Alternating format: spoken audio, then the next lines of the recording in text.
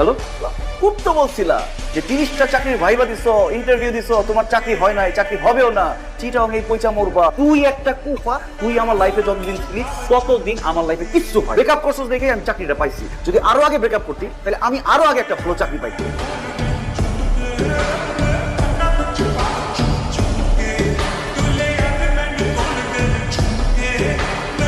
তুমি ও বুঝছি, আমার পেছন পেছন চলে আসছো আমার চাকরি খাইতে। অসম্ভব, তুমি আর মানুষ পেলে না, এক্সিট হয়ে গেলা। তোমার এখানে জব দিতে খবরদার বাজে ব্যবহার করবো না। বাজে মানুষের সাথে বাজে বিহেভি করতে এই, এই আবার